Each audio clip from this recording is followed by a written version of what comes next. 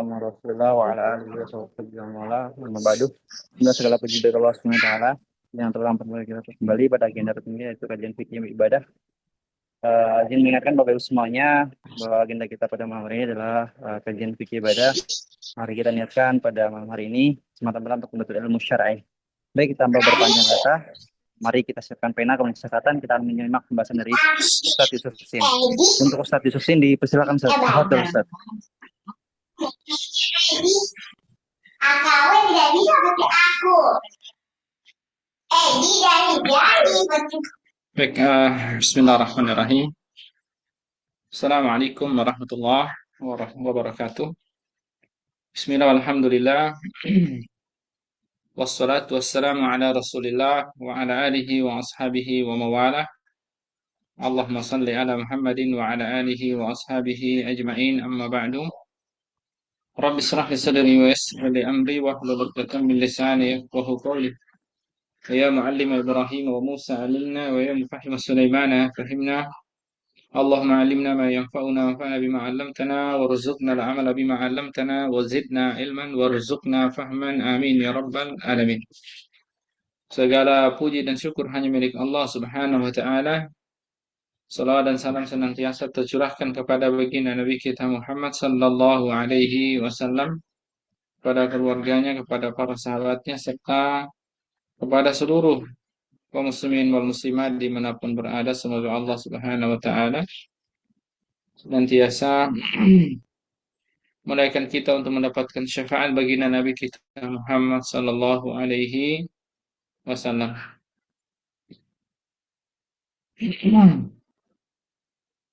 Bapak Ibu sekalian yang dimuliakan oleh Allah Subhanahu wa taala, di kesempatan kali ini kita sudah masuk topik bahasan terkait tentang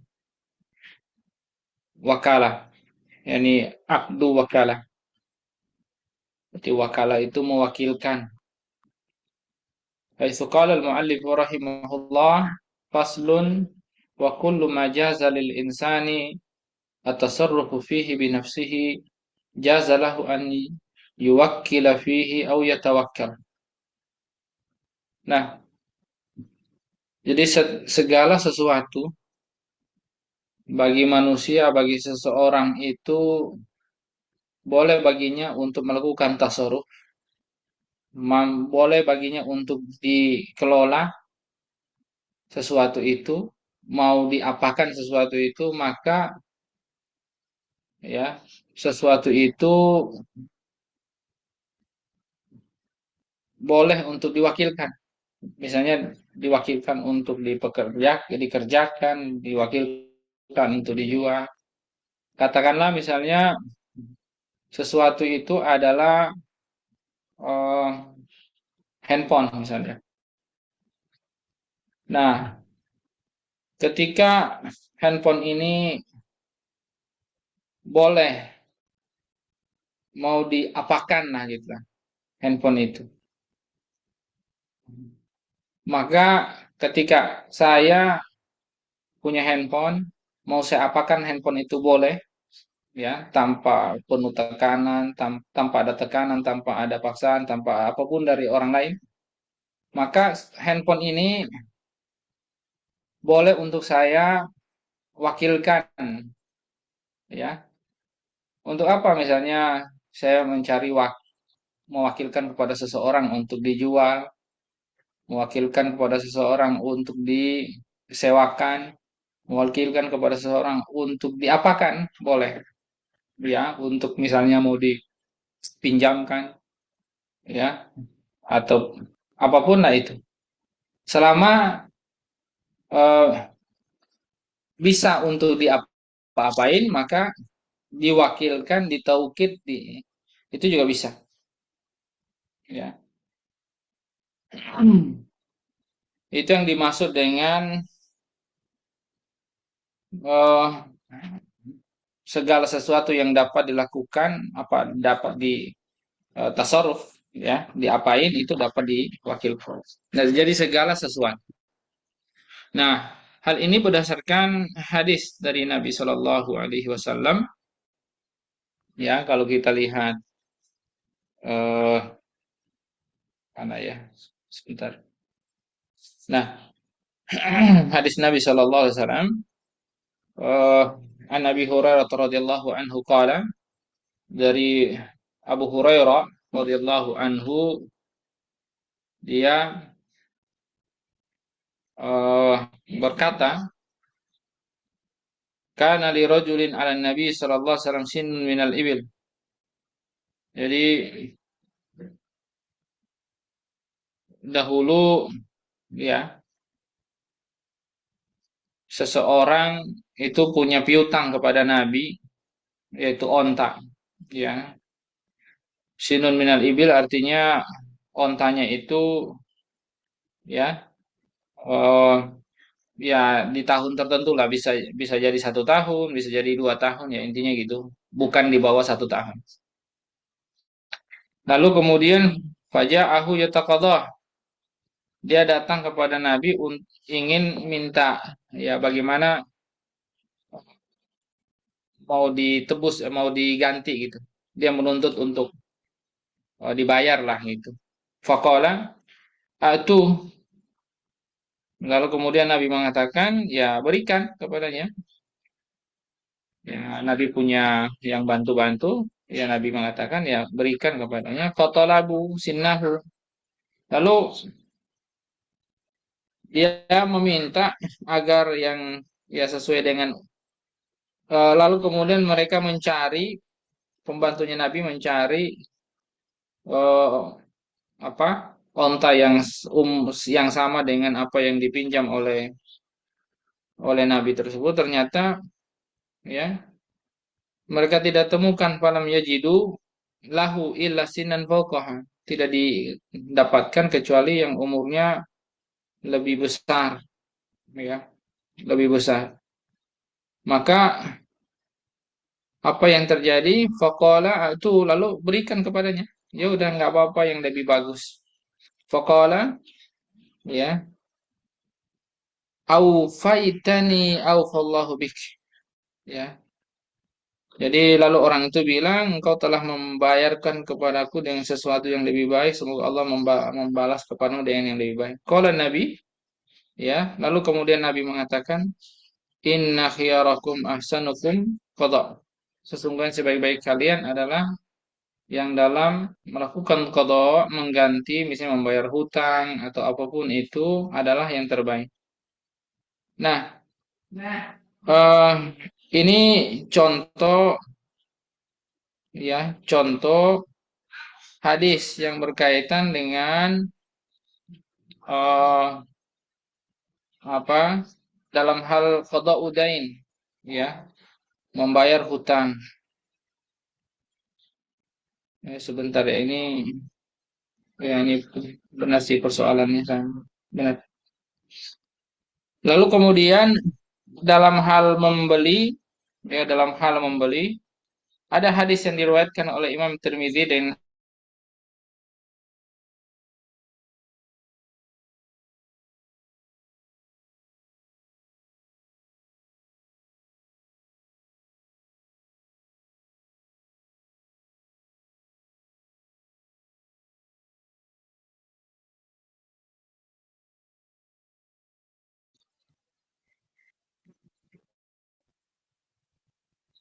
maaf ya, agak ini sinyalnya terganggu. Nah, kalau hadis tadi, Bapak Ibu sekalian, itu hadis bagaimana Nabi Shallallahu Alaihi Wasallam itu mewakalakan, ya, mewakilkan kepada para pembantunya, pelayannya, untuk membayarkan hutang kepada orang yang memberikan hutang kepada Rasul. Jadi wakala dalam membayar hutang ada contohnya. Nah, wakala dalam membeli ada contohnya. Dalam hadis misalnya yang diriwayatkan oleh Imam Tirmizi, hadis sahih an Urwata al-Bariki, dari Urwa al-Bariki radhiyallahu anhu qala, dia berkata, dafa'a ilayya Rasulullah sallallahu alaihi wasallam dinaran li ashtariya lahu syat. Jadi Nabi itu juga pernah mewakalakan atau mewakilkan kepada Urwah Al-Bariki ini untuk membelikan seekor kambing. Dia bayar 1 dinar. Ya, kalau sekarang kan 1 dinar yang udah mahal ya. Ya, 4,25 gram itu 1 dinar itu. Kalau 1 gram sekarang harganya berapa ya? 2.500.000 misalnya. Berarti itu sudah ada 10 juta, ya. Sudah ada 10 juta, bahkan 11 juta lah. Ya, sudah 11 juta harganya. Seekor kambing itu zaman Nabi. Nah, lalu kemudian itu lahu syadain. Jadi Nabi itu dia ngasih 1 dinar untuk belikan kambing seekor saja. Tapi si Urwa ini nampaknya orangnya yang jago untuk menawar. Sehingga kemudian uang 1 dinar ternyata bisa membeli, ya, lebih dari 1 ekor kambing, bahkan 2 ekor kambing. Gitu. Jadi fastaro itulah husyatain, fabi itu ihdahuma bidinar. Ya, ini yang saya katakan dia jago dalam negosiasi nih Urwa. Nanti kalau belajar dengan negosiasi, belajar sama Urwa ini. Nanti kisahnya bisa didalami nih, kisah penawaran apa pembelian yang dilakukan oleh Urwa ini Al-Bariki. Nah, buktinya bahwa dia jago negosiasi, 1 dinar dapat 2 ekor. Nah, 2 ekor itu satu ekornya itu dijual lagi sama dia dengan 1 dinar dan berhasil dia menjualnya. Artinya, ya, Urwa Al-Bariki ini sangat piawai dalam negosiasi. Ya, dia eh, bisa membawa pulang 1 dinar plus 1 ekor kambing. Jadi Fabi itu ihdahuma bidinar. Saya jual itu satu ekornya itu dengan 1 dinar. Wajib itu bisyati wa dinar ila Rasulillah SAW. Ya. Dan saya pulang bawa itu 1 ekor kambing yang diminta dibeli dan juga 1 dinar kepada Rasul. Nah, ini bukti bahwa amanah ya. Wakalah itu dasarnya juga amanah. Nah, fadzakartu lahu makana min amri, lalu aku ceritakan kepada Nabi apa yang terjadi, ya, denganku. Faqala barakallahu laka fi safqati yaminik. Lalu kemudian Nabi mendoakannya, yaitu semoga Allah Subhanahu wa taala memberkahi kamu, ya, dalam hal safqah tadi, ya, dalam hal aktivitas jual beli yang dia lakukan tadi. Ya, ya safqah yaminik gitu. Nah, jadi ini luar biasa. Nah, fakana yakhruju ba'da dzalika ila kunasa al-Kufah, ya. Bayar baribahul azim. Lalu kemudian, ya, Urwa ini dulu ceritanya dia pernah safar ya ke Kufah. Hari ini Kufah itu ya Irak hari ini. Dari Madinah ke Irak. Dia bertemu dengan eh ya orang-orang di sana, ya, para pembersih-pembersih di sana. Dia melakukan aktivitas berdagang di sana, lalu kemudian dia untung yang sangat banyak keuntungan. Jadi fakana min aktsari ahli Kufah malan. Hingga kemudian dia menjadi bukan oligarki. Ya, intinya orang paling kaya, saudagar paling kaya di kota Kufah. Nah, ini contoh bahwa memang pertama, rizki itu biadillah ya, di tangan Allah Subhanahu wa taala. Innallaha yabsutu rizqa liman yasha'u wa yaqdir. Allah yang membentangkan rizki pada siapa yang dia kehendaki dan juga membatasi rizki itu siapa yang dikehendaki. Tentunya ada hikmah di situ. Allah yang Maha tahu siapa yang layak diberikan rizki dengan kelapangan dan siapa yang layak diberikan dengan kefakiran, dan tentunya hikmahnya adalah agar mereka tidak disebutkan dalam hadis Nabi Shallallahu Alaihi Wasallam, dinukil juga oleh Imam Ibnu Katsir dalam kitab tafsirnya. Nah, ini untuk hikmah saja. Lalu kalau kita lihat sangat luar biasa ini ya, eh apa yang terjadi, yang di yang terjadi terkait tentang wakalah di zaman Nabi SAW. Nah, tadi sudah 2 contoh tentang wakalah, ya yang terjadi zaman Nabi. Yang ketiga adalah dalam hal pernikahan, fi zawaj. Sebagaimana yang diriwayatkan oleh Imam Bukhari, Marwahul Bukhari wa Muslim dan juga Imam Muslim dari Sahal bin Sa'ad radhiyallahu anhu qala. Ini dari Sahal bin Sa'ad ya. Dia berkata, "Ja'at imra'atun ila Rasulillah sallallahu alaihi wasallam faqalas." Ya, seorang wanita datang kepada Nabi sallallahu alaihi wasallam. Lalu kemudian dia berkata, "Ya Rasulullah, wahai Rasulullah, ini qad wahabtu laka min nafsi." Saya telah menghibahkan diriku kepadamu. Ya intinya dia minta nikahi saya ya Rasulullah. Ya gitu kan. Kira-kira seperti itu. Nah, ini perempuan pemberani, perempuan yang luar biasa, ya. Eh, ya, ini sangat terhormat, ya, sangat terhormat. Kalau sekarang mungkin orang menganggap ini hal yang tabu gitu ya. Perempuan terang-terangan, ya, bilang nikahi saya kira-kira gitu. Nah, ini bahasanya menggunakan wahab tuh saya memberi diriku kepadamu, artinya itu maksudnya nikahi saya. Lalu kemudian ada seseorang yang di forum umum ya, Nabi sedang ngisi pengajian gitu dah. Bicara seperti tadi dan didengar. Buktinya ada orang di forum itu langsung bilang kepada Nabi faqala rajulun zawwij zawwijniha ya ya Rasulullah. Ya intinya nikahkan aku dengannya ya Rasulullah. Ya qala qad zawwajnakaha bima ma'aka minal Qur'an. Ya.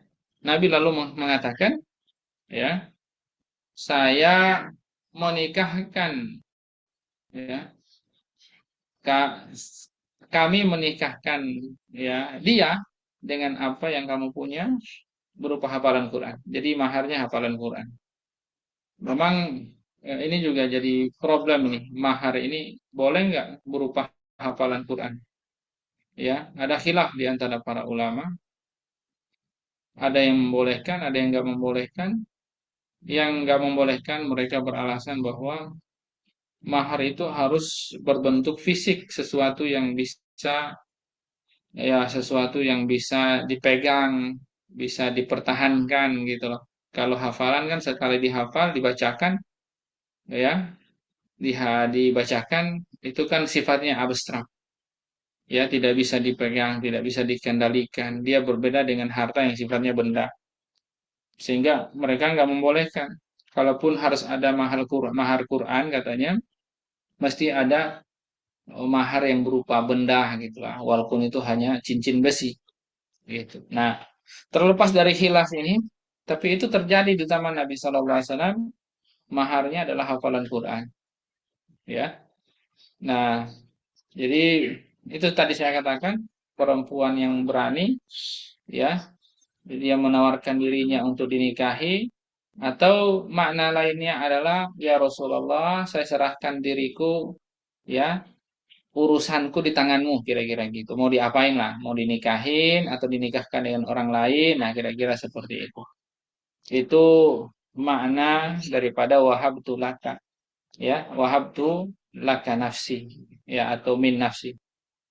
Nah, jadi ini terjadi di mana bahwa dalam hal pernikahan boleh diwakilkan. Makanya hari ini kalau kita lihat wali-wali ada yang tidak, yang misalnya dia punya putri, ya, entah eh, apa namanya kurang pede atau mungkin kelewat sedih mau berpisah sama putrinya atau alasan apapun itu yang kita lihat tidak mau tampil untuk menikahkan putrinya secara langsung.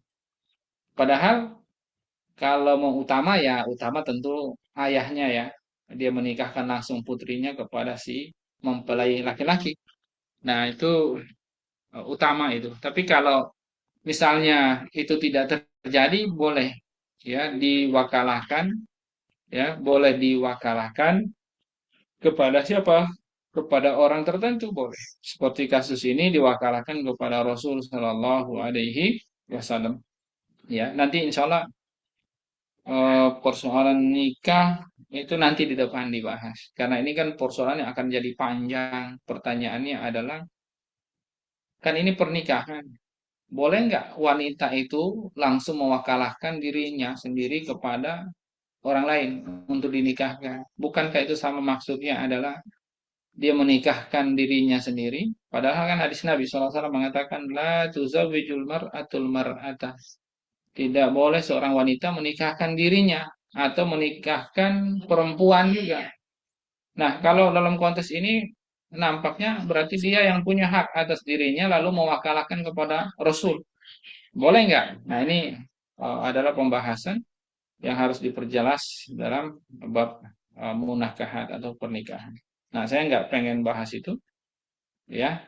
Eh, hanya yang paling penting di sini adalah, ya, bahwa persoalan wakala itu terjadi dalam banyak kasus, ya, banyak kasus yang tadi contohnya ada dalam hal membayar hutang, wakala dalam membayar hutang, wakala dalam membeli sesuatu, wakala dalam menikahkan, ya, dan yang lain-lain.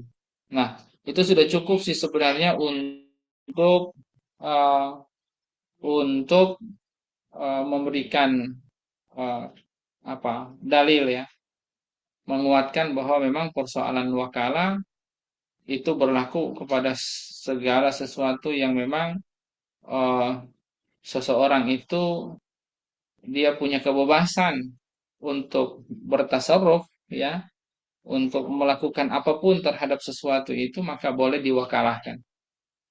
Lalu kemudian sebentar ya Bapak Ibu.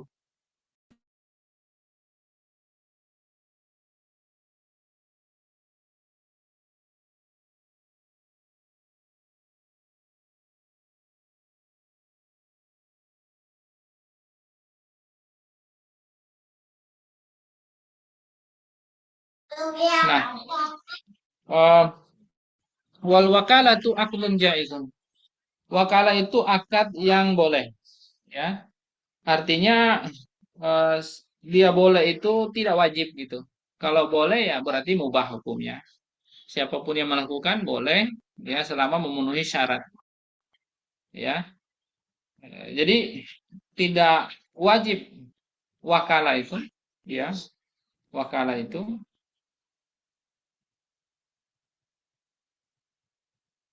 walikullin minhuma fasquha mata sya'a wa tanfasihu bimauti ahadihima wal wakilu aminun fima yaqbiduhu wa fima yasrifuhu wa la yadmanu illa bitafrid. Jadi hukum daripada kebolehan wakala, ya, bahwa dia boleh, ya, dalil-dalilnya sebenarnya tadi yang sudah kita bahas tadi. Itu semua adalah dalil-dalil yang membolehkan wakala. Jadi hukumnya tidak wajib, sifatnya boleh. Dan setiap orang yang melakukan aktivitas wakala, wakil dan eh, yang diwakilkan, yang mewakil sama yang wakilnya, yang memberikan perwakilan, maksudnya yang memberikan amanah wakala itu sama yang menerima wakala atau wakil, ya, keduanya eh, punya kebebasan, punya otoritas, kewenangan membatalkan, ya, akad wakala itu kapan mereka mau. Jadi setiap mereka tidak harus berdua sepakat, setiap mereka boleh sepihak membatalkan akad itu. Dan juga akad wakala itu akan otomatis batal ketika misalnya orang yang berakad itu salah satunya ada yang meninggal, yang mewakilkan sama wakilnya. Misalnya yang mewakilkan mati meninggal atau wakilnya meninggal, maka otomatis langsung oh, apa langsung berhenti, langsung fasakh ya, batal akad wakalannya. Nah, wakil orang yang diberikan kepercayaan ini sebagai orang yang mewakili disebut dengan wakil, maka dia amin. Artinya adalah orang yang harus menjaga amanah. Amin. Amin itu adalah eh, harus dapat dipercaya menjaga amanah.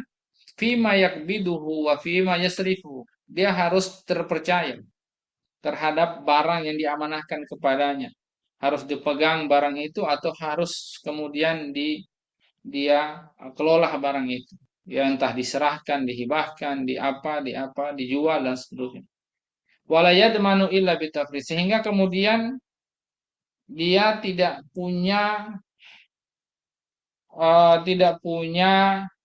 apa ya namanya kewajiban untuk mengganti, menjamin barang itu, ya, tidak memiliki kewajiban mengganti atau apapun terhadap barang itu kecuali kalau barang itu benar-benar ya terjadi misalnya kehilangan atau misalnya rusak, cacat dan seterusnya akibat daripada kelalaian tafrid.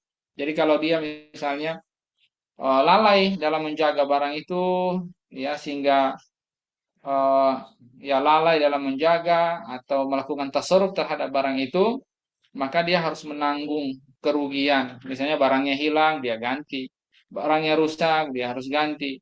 Barangnya eh, apa ya, misalnya dan seterusnya misalnya, ya itu harus diganti. Itu dia menjamin barang itu.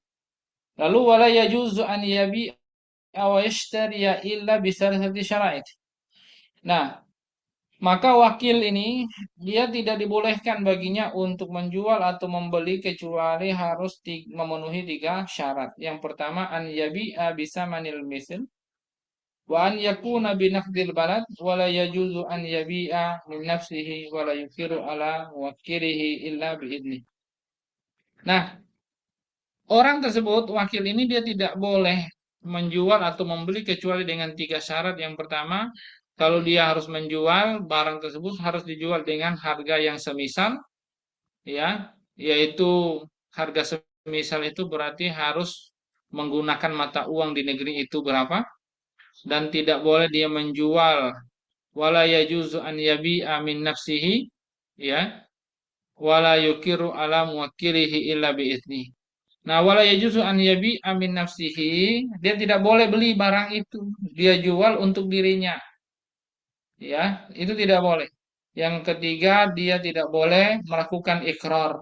Ikrar itu adalah sebenarnya adalah pengakuan. Pengakuan atas diri itu yang namanya ikrar. Jadi asyhada ala nafsi itu namanya ikrar. Mengakui atas pengakuan kesaksian untuk dirinya atas dirinya, itu namanya ikrar, mengakui. Nah, ini tidak bisa dia lakukan, ya. Jadi wala yukiru ala muwakkilihi illa biidni. Dia tidak boleh memberikan kesaksian kepada orang yang mewakilkannya kecuali harus dengan izin orang yang mewakilkannya. Ya, ini syarat yang harus dipenuhi dan kaitannya berkaitan dengan tasarruf ya, aktivitas yang dilakukan oleh wakil. Yang berikut adalah faslun wal muqarru bihi, ya. Barang kalau ini misalnya sesuatu itu kalau misalnya terjadi masalah ya misalnya dijual, dibeli atau barang apapun yang dijual, dibelikan dan seterusnya harus kemudian harus diberikan ikrar ya, pengakuan. Maka barang yang diikrar itu ada 2 hal, dorban. Yang pertama yang berkaitan dengan hakullah ta'ala, yang berkaitan dengan hak Allah ta'ala. Yang kedua wa hakul adami, yang berkaitan dengan haknya manusia. Nah, fa hakullah ta'ala yasihur ruju'u fihi anil iqrar bihi. Maka kalau berkaitan dengan haknya Allah Subhanahu wa taala, memungkinkan seseorang itu atau dibenarkan seseorang itu menarik kembali pengakuannya kalau berkaitan dengan haknya Allah. Ini tidak harus tidak secara khusus berkaitan dengan topik sebelumnya, tapi ini berkaitan dengan bahasan ikrar itu sendiri, pengakuan. Kalau kita berbicara tentang pengakuan, maka yang saat kita memberikan pengakuan nih, itu kita harus perhatikan ada dua hak. Situ ada hak Allah, ada haknya manusia. Maka kalau kita memberikan pengakuan terhadap haknya Allah, lalu kemudian kita merujuk pengakuan kita, katakanlah, ya saya mengatakan sebelumnya iya, ya. Lalu kemudian saya menarik kembali perkataan iya saya batalkan.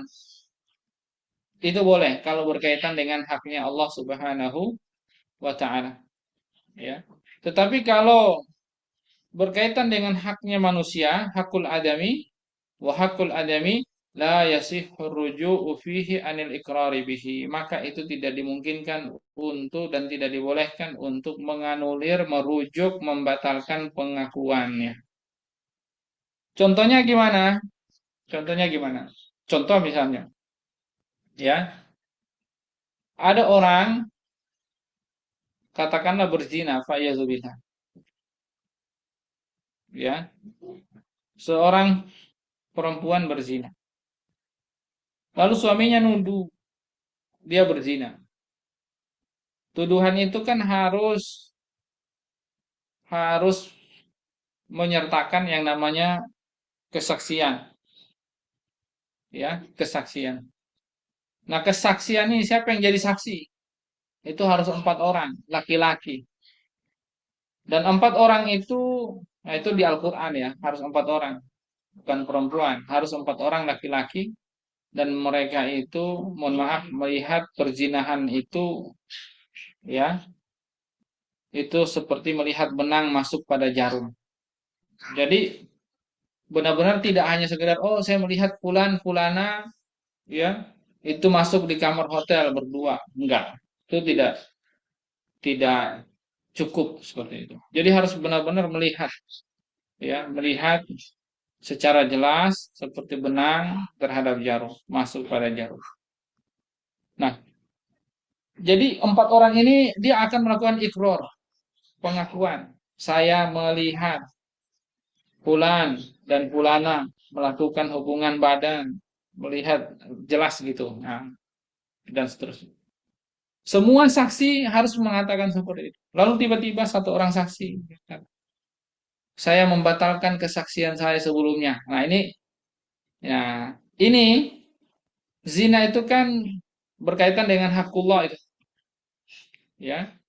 Makanya kalau ada orang berzina mengatakan, kenapa kalian ribut-ribut? Ini kan maunya kita sama-sama. Kalian kan nggak dirugikan, oke? Tidak ada hak orang yang diambil di situ, hak laki atau orang perempuan. Karena zina definisinya suka sama suka. Kalau satu suka, satu terpaksa, ya diperkosa misalnya, namanya perkosa, bukan zina. Tapi kalau satu karena keadaan darurat dia butuh uang harus jadi PSK, itu juga bukan zina namanya, al-baghi, ya. Zina itu karena definisinya suka sama suka. Ya, biasanya kasusnya orang pacaran itu rentan, ya, waliyadzubillah. Ya. Makanya haram tuh, pacaran-pacaran itu haram, ya.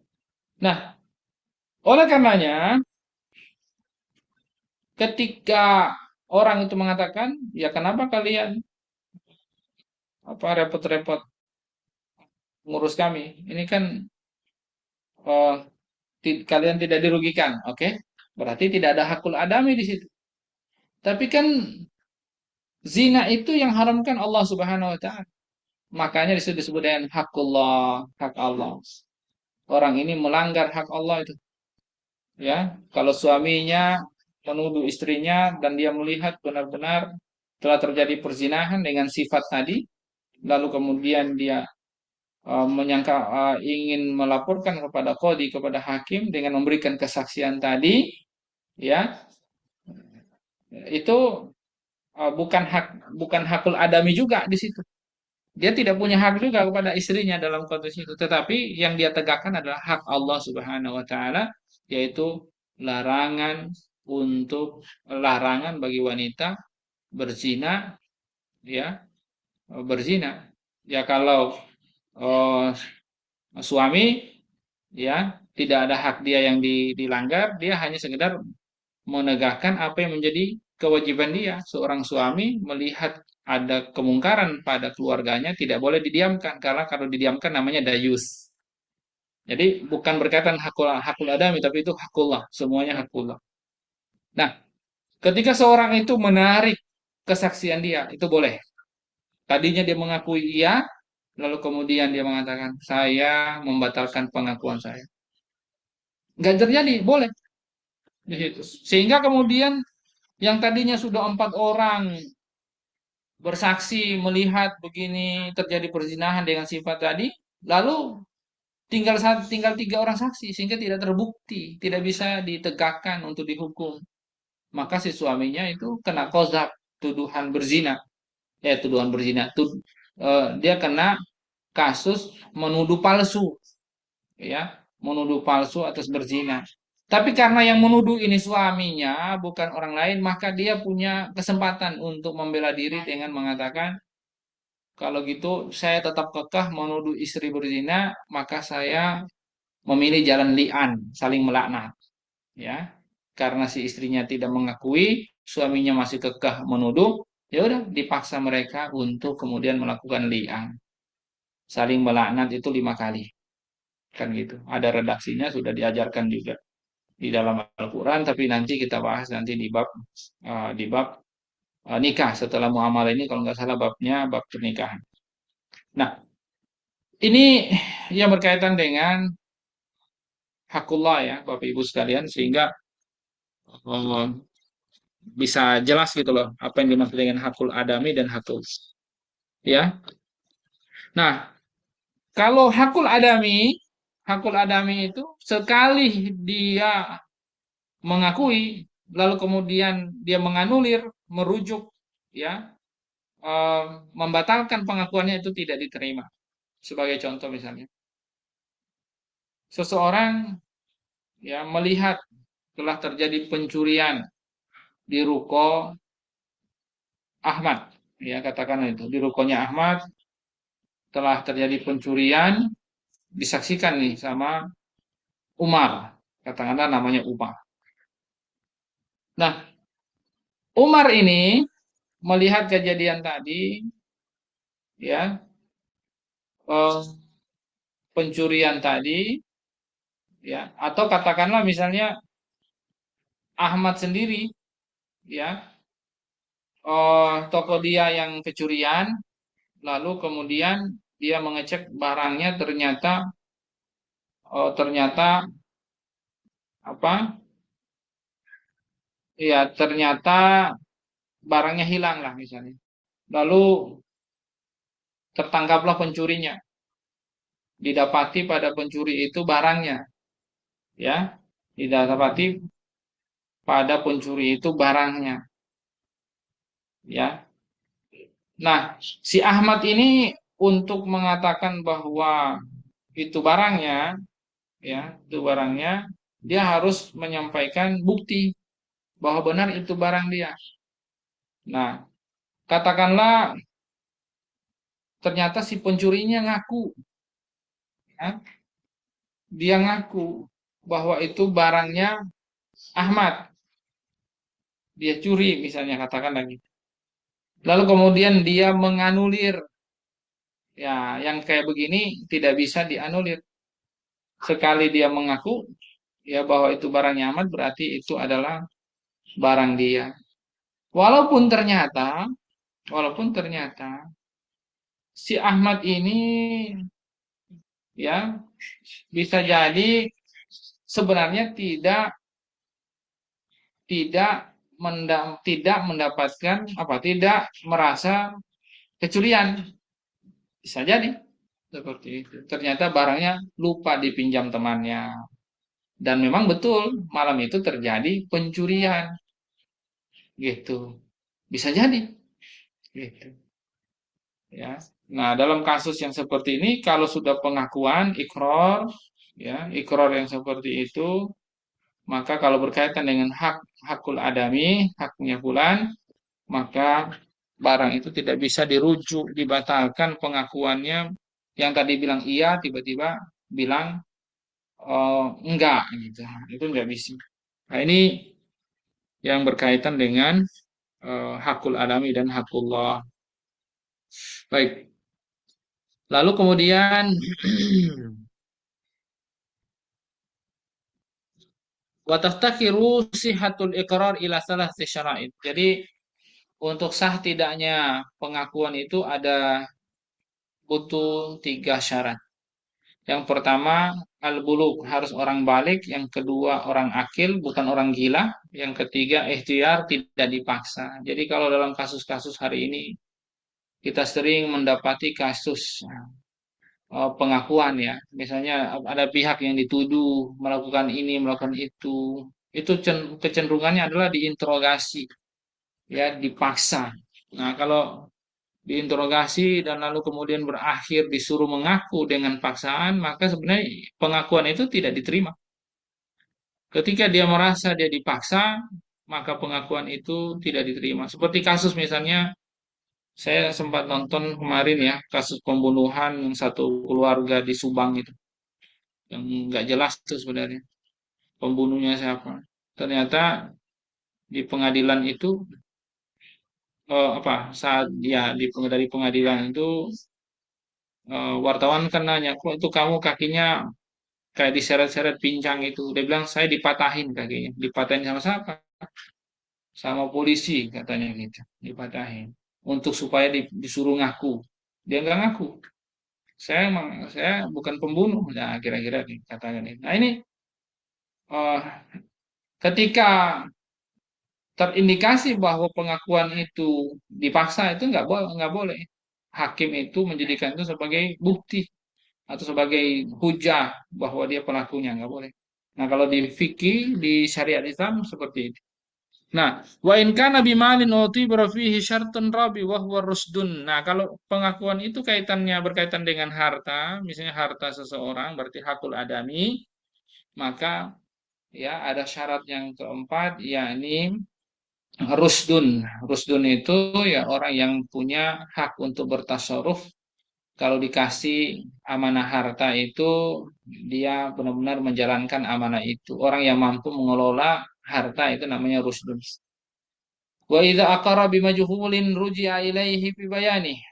Lalu kemudian bagaimana kalau seseorang itu mengakui sesuatu yang majhul, yang tidak jelas, yang barangnya tidak ada di situ, maka ya dia akan dimintai penjelasan lebih lanjut, ya, seperti apa, eh, apa namanya, terkait barang itu. Tidak bisa langsung tidak bisa langsung diterima. Nah, harus eh, diminta penjelasan dia lebih lanjut karena ini barang yang tidak majhul. Wa yasihul istisna'u fil iqrar. Maksudnya majhul itu barangnya tidak bisa dihadirkan di situ. Nah, itu majhul namanya. Jadi dia harus diminta keterangan lebih lanjut. Nah, lalu gimana kalau pengakuannya itu ada pengecualian, istisna?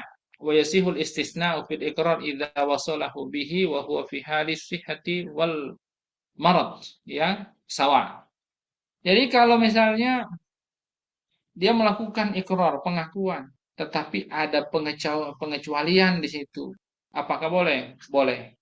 Ya, selama dia itu melakukan pengakuan itu diwasol, nyambung menyambung, ya, menyambung menyambung, tidak terputus, ya, dan seterusnya.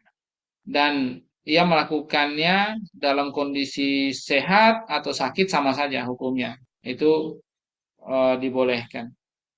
Nah, ini yang mesti kita pahami ya.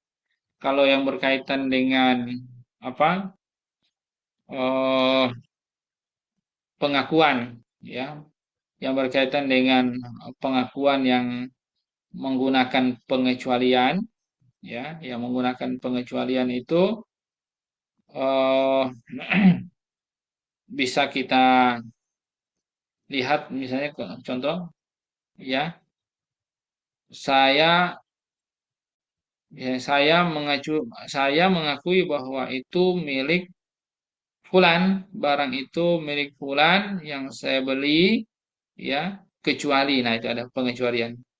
Kecuali yang ini benar-benar dihadiahkan. Misalnya kan gitu. Jadi ada pengecualian di situ dalam pengakuan masih memungkinkan, ya.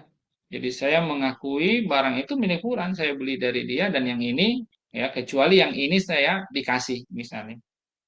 Nah, selama dia nyambung mengucapkannya, melakukan pengakuannya, maka itu boleh. Ya, wallahu a'lam bishawab. Baik, Bapak Ibu sekalian. Ini dari bab wakalah, kemudian bab ikrar atau topik ikrar, ya sudah kita eh, bahas. Nah, di bahasan berikut ini topik yang berbeda, yakni tentang i'arah atau bab minjam meminjam. Ya, meminjam gitu. Kalau kita minjamin sesuatu itu gimana? Meminjam sesuatu itu seperti apa ketentuannya? Nah, ini insya Allah kita bahas di kesempatan yang berikutnya. Insya Allah. Kalau ada pertanyaan silakan saya kembalikan kepada akhir kita. Fadhal.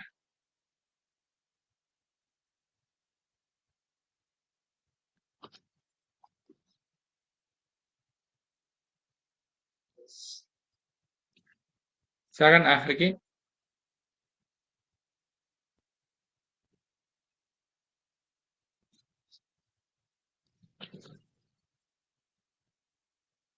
Akhir nggak ada ya.